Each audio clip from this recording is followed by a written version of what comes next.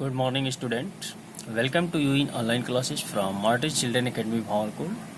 Today I will start Science of Class 3rd from chapter number 15.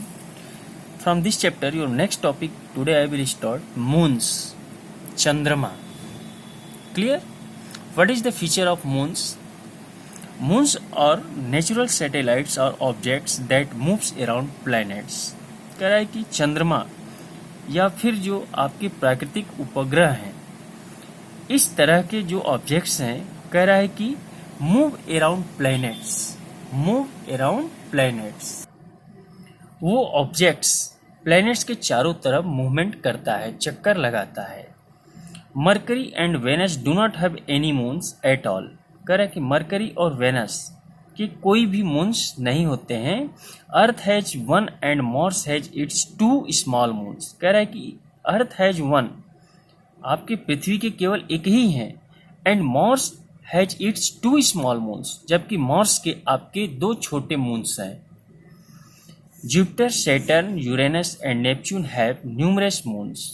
जबकि कह रहा है कि जुपिटर, सैटर्न, यूरेनस और नेपच्यून की बहुत ज़्यादा संख्या में, बहुतायत मात्रा में चंद्रमा है, moons. Earth's moon make a complete orbit around it in 27 Earth days and rotates or spins at that same rate or in that same amount of time. So कह रहा है कि जो 27 अर्थ डेज होता है उसमें पृथ्वी के जो मून्स होते हैं उसके चारों तरफ एक पूर्ण कक्ष का निर्माण करते हैं, बनाते हैं। And rotates or spins at that same rate, और ठीक उसी रेट पे वो उस पे घूमते हैं या उसका चक्कर लगाते हैं, और in that same amount of time.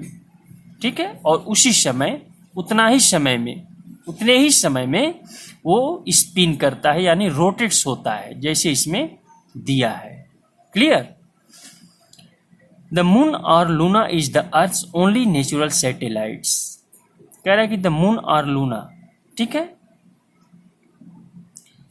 चंद्रमा, मून और लूना मीन्स भी चंद्रमा होता है। ठीक है, तो कह रहा है कि मून और Luna is the Earth's only natural satellite. Moon या लूना पृथ्वी के ये प्राकृतिक उपग्रह हैं।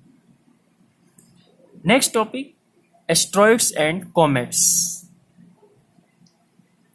सो एस्ट्रॉइड मीन्स होता है ग्रहिका, ठीक है, एंड कॉमेट पुच्छल या धूमकेत, पुच्छल तारा या धूमकेत। एस्ट्रॉइड और rocky airless worlds that orbit our sun. So it has given asteroid और rocky airless worlds that orbit our sun. Asteroid जो होता है, करेक्ट, रॉकी यानी चट्टान जैसा, पत्थर जैसे, वायु विहीन, ठीक है, दैट ऑर्बिट आवर सन, जो वो कक्ष में, हमारे सूर्य के कक्ष में होते हैं एस्ट्रॉइड, वो बिल्कुल चट्टान जैसे होते हैं, वायु विहीन होते हैं। They are too small to be called planets. तो ये बहुत छोटे होते हैं, जिसे हम लोग प्लैनेट्स कहते हैं।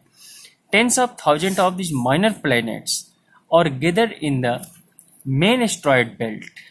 कह रहा है कि 10 of 1000 of this minor. Clear? इस एस्ट्रॉइड बेल्ट में, यानी क्षुद्र ग्रह घेरा जो होता है, उसमें कह रहा है कि बहुत छोटे छोटे माइनर प्लैनेट्स होते हैं। नियर अबाउट 10 of 1000, दसों हजार तक के आपके संख्या में छोटे छोटे प्लैनेट्स उसमें एकत्र होते हैं, गिदर्ड्स होते हैं उस क्षुद्र ग्रह घेरा में। Between the orbits of Mars and Jupiter's, किन के बीच में? मार्स और जुपिटर के बीच में। Asteroid that pass close to Earth और कॉल्ड नियर अर्थ ऑब्जेक्ट्स। और जब यही एस्ट्रॉइड्स पृथ्वी के समीप से गुजरता है तो this is called near earth objects. तो ये कहा जाता है कि यह पृथ्वी के सबसे नजदीक का ये ऑब्जेक्ट्स है। Comets, it is called in Hindi पुच्छल तारा या धूमकेतु। एस्ट्रॉयड और snow balls of frozen gases and rocks, कह रहा है कि ये जो हमारा धूमकेतु होता है, उछल तारा, ये बर्फ के गोले जैसे होते हैं, एंड रॉक्स, और चट्टान जैसे।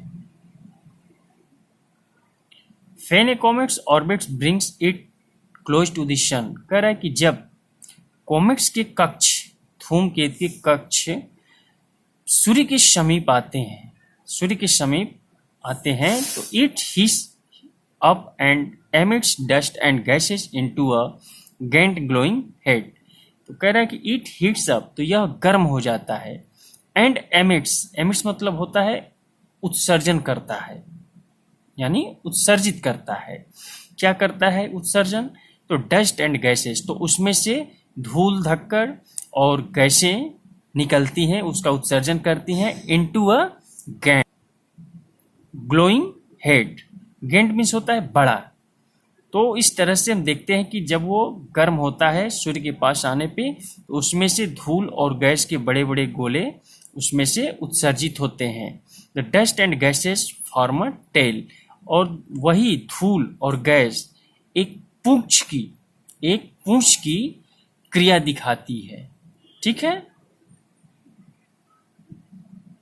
As like in this figure, clear, it is the snow balls of frozen gases and rocks, चट्टान की तरह दिखाई देते हैं।